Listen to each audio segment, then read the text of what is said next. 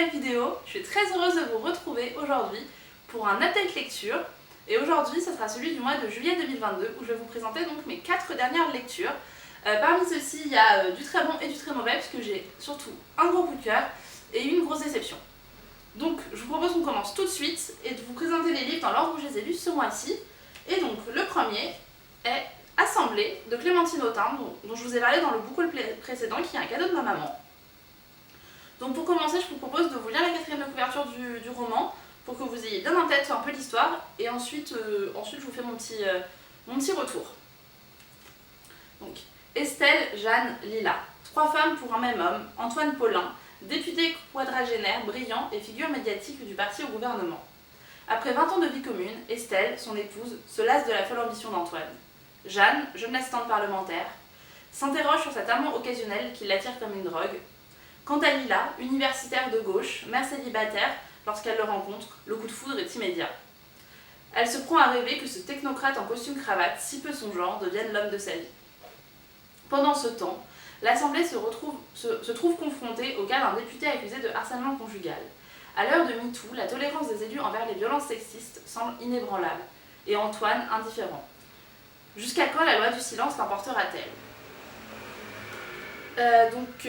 Pour vous faire le retour sur ce roman, déjà, pourquoi je l'ai pris ? En fait, j'étais très intriguée parce que j'aime beaucoup Clémentine Autain en tant que personne, en tant que personnalité politique et en tant que militante. Donc j'avais envie un peu de découvrir son premier roman, puisqu'il s'agit de son premier roman, même si elle a déjà publié avant des essais. Et le fait que ça parle de MeToo et de MeToo dans la sphère politique, je me suis dit que ça allait être extrêmement intéressant, et notamment puisque ça allait s'inspirer de ses expériences de parlementaire, de ce qu'elle a pu voir, entendre dans les couloirs de l'Assemblée. Et d'ailleurs, quand je vous ai lu le résumé, c'est quand même ce qui ressort. À la fin, c'est vraiment cet enjeu de MeToo et sur cette loi du silence et comment ça va impacter les personnages. Et même si effectivement on a cette affaire, donc MeToo, qui à l'Assemblée autour d'un député qui est accusé de harcèlement conjugal, qui en toile de fond de l'intrigue et qui pèse sur chacun des personnages, et qui, notamment les personnages féminins, et qui les pousse à avoir certaines réflexions sur leur rapport aux autres, et notamment aux hommes, et notamment à Antoine Paulin, donc le personnage masculin. J'ai trouvé que finalement c'était fait de manière assez superficielle dans ce roman, et que ce qui ressortait principalement, en fait, c'était les relations amoureuses. Enfin, moi je suis pas du tout roman, j'aime pas ça, et en plus c'est pas ce à quoi je m'attendais en achetant ce livre, même si je savais que voilà, il allait y avoir ces relations sentimentales, je m'attendais pas à de la romance. Et en fait, j'ai trouvé qu'on suivait un peu ces 3 femmes qui sont... alors c'est dit, je vous ai pas lu la dernière partie de la quatrième de couverture, mais c'est amoureuses d'un même mâle alpha. 3 femmes apparemment libres font face au paradoxe de leur désir et à l'irrésistible attraction du pouvoir qui s'incarne au masculin. Et c'est vraiment ça, enfin vraiment on est sur ces 3 femmes qui se demandent pourquoi elles aiment autant cet homme qui pourtant a ça et ça et ça pour leur déplaire. Et je trouve que le roman ouvre beaucoup de pistes sur les rapports hommes-femmes, notamment en politique, sur le rapport au pouvoir en politique, sur le rapport au travail, et notamment sur les questions de MeToo, sur qu'est-ce qu'on est prêt à faire ou pas pour protéger son poste en politique. Et donc voilà, et notamment sur comment les élus aujourd'hui prennent en compte, et surtout ne prennent pas en compte ces sujets-là parce que ça les dérange, parce que c'est leur ami qui est accusé parce que ça va leur faire de l'ombre, enfin voilà.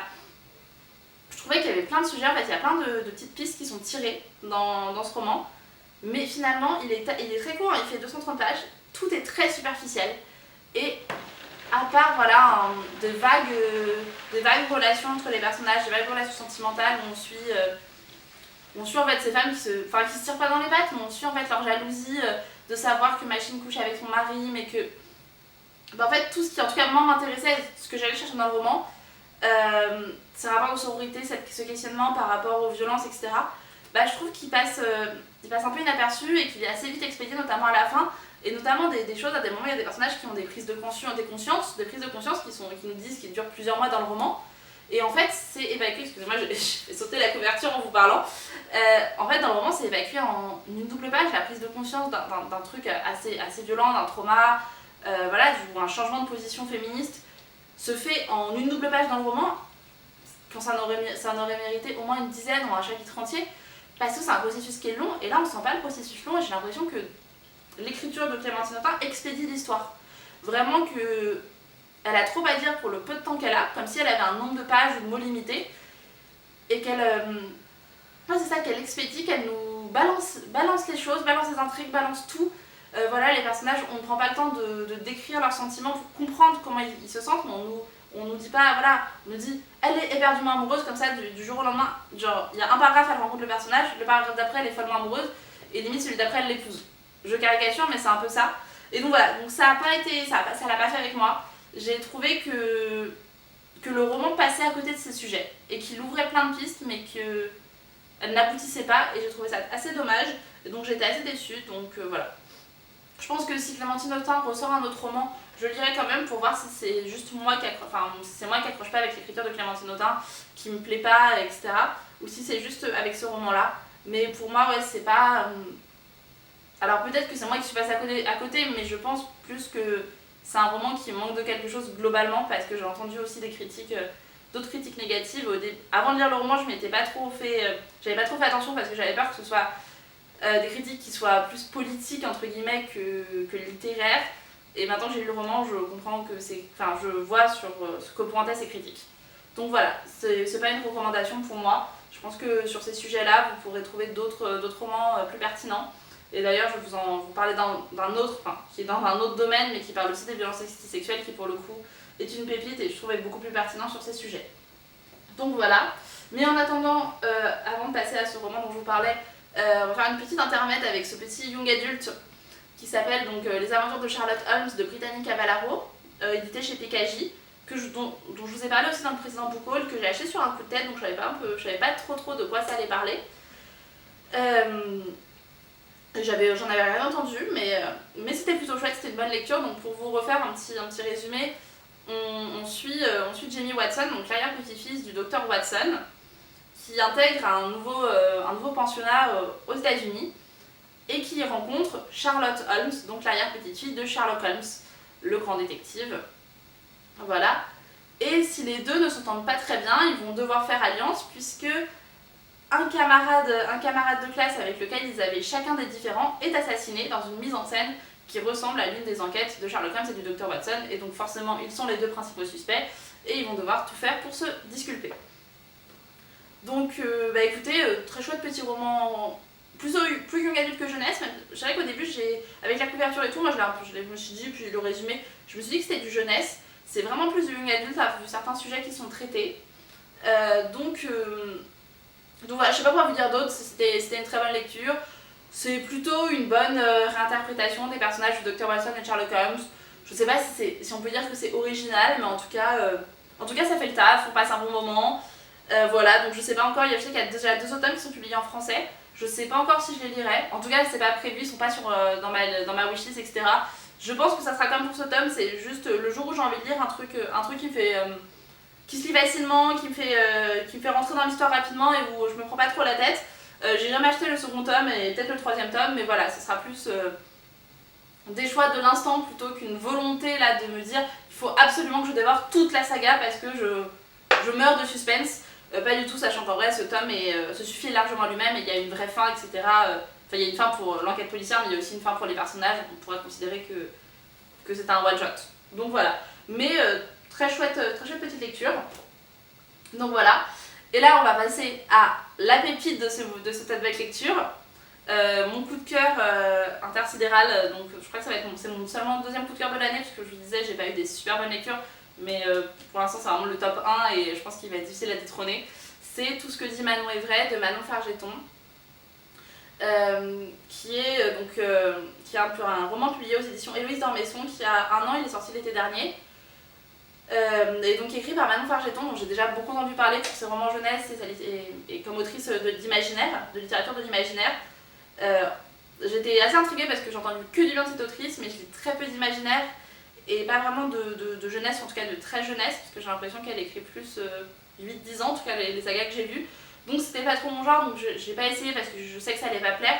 Mais là, de pouvoir la découvrir sur un roman qui est plus adulte, je dirais ado-adulte, c'est très chouette.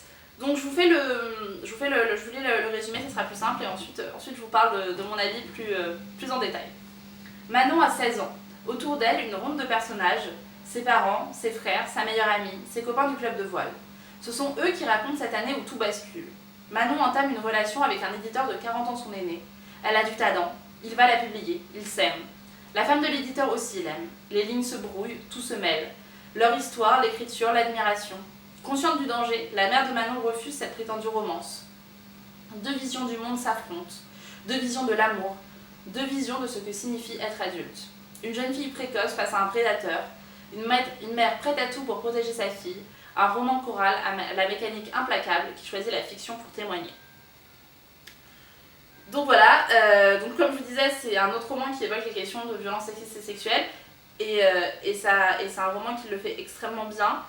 Je pense que c'est un roman qu'on peut catégoriser comme de l'autofiction, puisque l'héroïne s'appelle Manon, l'autrice s'appelle Manon également. Je trouve que c'est pas anodin de nommer son héroïne avec le même prénom que soi, sachant que Manon Fargeton a aujourd'hui 33 à 34 ans, et qu'on parle d'une jeune fille qui avait 17 ans en 2015-2016, donc 2005-2006 à peu près, je crois que c'est le moment où se passe l'histoire. Donc ça correspond, on doit être 2004-2005 plutôt, ça correspond à peu près à l'époque de l'adolescence de Manon Fargeton, donc sachant qu'elle et son héroïne ont tous les deux grandi en Bretagne, je pense qu'on peut parler d'autofiction. Donc je ne sais pas ce qui est vrai entre guillemets, enfin ce qui relève de la vie de Manon Fargeton et ce qui relève de la fiction.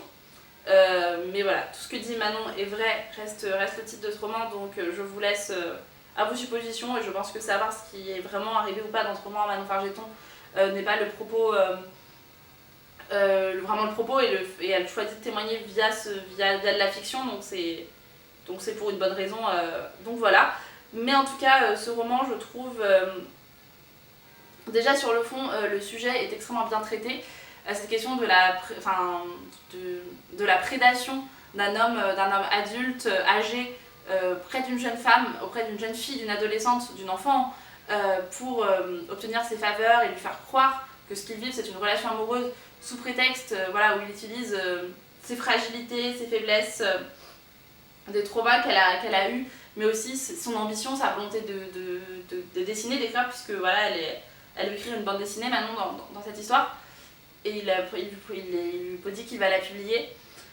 J'ai trouvé que le mécanisme de prédation était extrêmement bien décrit, et c'est vrai que des fois on lit les dialogues, on lit cette relation et ce qui s'échange, et on voit tous les signaux, tous les red flags, comme on dit, de ce qui va pas dans cette relation, ce qui démontre qu'il y a un problème, et on a envie de prendre Manon et de la secouer, de la réveiller, et c'est de lui dire je sais que tu crois qu'il t'aime, mais c'est pas ça l'amour. Et voilà, c'est un livre qui a été très dur à lire au début, qui m'a vraiment retourné l'estomac, quand je lisais notamment les dialogues et ce que lui racontait cet homme, parce que ça m'était extrêmement mal. Mais c'est extrêmement bien fait, c'est extrêmement pertinent, et surtout l'écriture de Manon Fargeton. Je découvre son écriture et je suis époustouflée par sa façon d'écrire, et par les choix qu'elle a fait sur ce roman, puisque dans ce roman elle choisit d'écrire entièrement à la deuxième personne du singulier, c'est-à-dire que tous ces personnages, donc comme je vous le dis, la quatrième de couverture vous le disait, c'est tous les personnages autour de Manon qui racontent Manon, ses parents, ses frères, sa meilleure amie, et tous ces personnages racontent Manon en s'adressant à Manon. Donc c'est ça qui est assez frappant, c'est que tout le monde s'adresse à Manon, et donc parle de Manon, on a l'impression d'être Manon, et c'est pour ça aussi que c'est d'autant plus bouleversant à lire, je pense, parce qu'on se met d'autant plus à la place de cette jeune adolescente. Je vous lis un extrait pour vous montrer ce que ça donne. Je sors de mon téléphone, je relis ton message. On n'a pas terminé le dossier, je peux rester dormir chez Alicia. Tu l'as envoyé à 20h hier. Je me suis presque étonnée que tu me demandes l'autorisation, alors que tu as généralement tendance à te contenter de me prévenir. Et voilà. Et tout ça, c'est toujours Manon les gens qui s'adressent directement à Manon, et notamment sa mère, puisque c'est elle qui parle le plus dans ce roman, j'ai l'impression.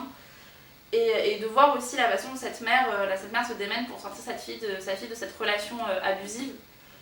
Et je pense que je pense que c'est plutôt un roman adulte, mais je pense que s'il tombe dans les mains d'adolescents, etc., je trouve ça très chouette de voir une mère qui se rend compte et qui fait tout et qui aide malgré le fait que sa fille la repousse, qui résiste jusqu'au bout pour essayer d'aider sa fille à sortir de cette relation, et de voir qu'il y a des adultes présents et qui se rendent compte, etc. Mais j'essaie de pas trop vous en dire, et en même temps j'ai tellement envie de vous parler de ce roman qui est incroyable et qui m'a vraiment bouleversée. En tout cas, l'écriture de Manon Fergeton, les choix qu'elle a fait pour moi collent parfaitement à son histoire et permettent de renforcer le récit et ce qu'elle veut nous dire avec ce roman. Et vraiment, voilà, je vais arrêter parce que je vais vraiment finir, je tourne en boucle et je vais tourner en boucle encore longtemps si vous me laissez continuer à en parler parce que c'est juste un énorme coup de cœur, ce roman est vraiment magnifique. Le sujet traité est extrêmement important et surtout extrêmement bien traité, ce qui n'est pas toujours le cas. Et donc voilà, c'est pas un roman facile à lire, je vous préviens, il y a vraiment des trigger warnings et si c'est des sujets qui peuvent vous mettre mal, faites attention. Vous lancez pas sur ce roman à l'aveuglette, mais si ça vous intéresse, je vous le conseille je vous conseille vivement parce que voilà, tout simplement, il faut lire tout ce que dit Manon Evray parce que c'est bouleversant. Donc voilà. Et c'est dur de passer à ma dernière lecture après ça parce que vraiment, ce roman, il m'a mis à terre. Mais donc ensuite, j'ai mis une petite semaine à m'en remettre. Ensuite, j'ai lu ce poche dont je vous ai également parlé dans mon book haul, qui s'appelle La collection disparue de Pauline Berthe de Pérignon. Et donc dans ce récit, qui est un récit autobiographique que nous fait Pauline Berthe de Pérignon, elle nous parle de son arrière-grand-père, Jules Strauss, qui était un très grand collectionneur d'œuvres d'art au début du XXe siècle. Et un jour, en fait, elle croise un cousin qu'elle connaît à peine, et ce cousin lui donne une liste de tableaux, de grands chefs-d'œuvre. Et ces tableaux, lui dit-il, ont tous appartenu à notre arrière-grand-père commun, Jules Strauss, et ces tableaux ont disparu. Ces tableaux ont disparu comment ? C'est la question que se pose Pauline, et elle va découvrir le fait des spoliations des familles juives pendant la Seconde Guerre mondiale, et des pillages des familles juives donc, qui sont faits dépouiller de tous leurs biens, et notamment de leurs œuvres et leurs objets d'art. Et c'était le cas de Jules Strauss, qui visiblement a perdu, en tout cas pendant la Seconde Guerre mondiale, une partie de ses collections d'œuvres d'art ont disparu. Un certain nombre de tableaux qui sont ces tableaux sur cette liste. Et donc, dans ce récit, Pauline Berthe de Pérignon va aller à la recherche de ces tableaux, en passant par les archives du musée du Louvre, du musée d'Orsay, du ministère des Affaires étrangères, en allant jusqu'en Allemagne, dans les archives de la Gestapo, jusqu'au musée de la ville de Dresde, également, à la frontière avec la République tchèque. Elle va chercher ces tableaux et ce qu'ils sont devenus, du moment où son grand-père les a achetés, au moment où au moment où on a perdu la trace et qu'ils ont visiblement quitté la propriété de son grand-père, jusqu'à où ils sont aujourd'hui exposés ou à qui ils appartiennent, et essayer de tout faire pour que ces tableaux retrouvent leur propriétaire légitime, c'est-à-dire les héritiers de Jules Strauss. Donc c'est un livre autour de la mémoire, autour de l'héritage familial, autour bien sûr des spoliations juives et de la Seconde Guerre mondiale et des spoliations qui ont été faites donc, à ces familles juives et au pillage d'œuvres d'art réalisé par les nazis. Et donc c'est le portrait d'une famille, et c'est un livre surtout autour de la justice et de la façon dont la justice n'est pas rendue à ses héritiers de familles juives déportées ou spoliées pendant la guerre, puisque encore un grand nombre d'arts patientent dans les caves de grands musées européens, et notamment le musée du Louvre, en attente d'être rendus à leur propriétaire légitime.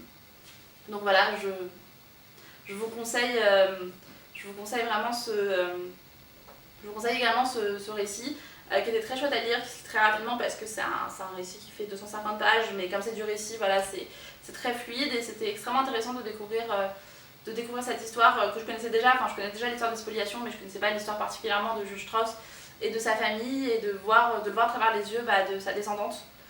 Donc si c'est un sujet qui vous intéresse, je vous conseille vraiment ce récit que vous dévorerez en une après-midi. Alors la caméra a coupé, mais on arrivait sur la fin de toute façon, donc je vais vous présenter mes 4 lectures, qui sont, comme vous avez pu voir, plutôt de très bonnes lectures, à part Assemblée de Clémentine Autain. Mais en tout cas, les 3 autres livres, je vous les conseille, notamment les 2 derniers, Tout ce que dit Manon Evray, bien sûr, parce que voilà, c'est un énorme coup de cœur, et La collection disparue, qui montre une partie de l'histoire qui est encore largement oubliée. Et j'aimerais vous en parler plus longuement aussi, donc je vais voir si j'ai d'autres livres que je vais lire sur le sujet, donc peut-être que je vous ferai une vidéo dédiée à ces sujets-là. Je ne sais pas si ça vous intéresse, vous me dites, parce que ça va un peu sortir de la sphère livresque, mais c'est des sujets historiques et culturels qui m'intéressent énormément. Donc voilà, n'hésitez pas à me dire, et s'il y a un des 4 livres que vous voulez lire, que vous avez déjà lu, que vous avez aimé ou pas, n'hésitez pas à me le dire en commentaire. En tout cas, j'espère que cette vidéo vous a plu et moi je vous souhaite une très bonne semaine et je vous dis à samedi prochain. Au revoir.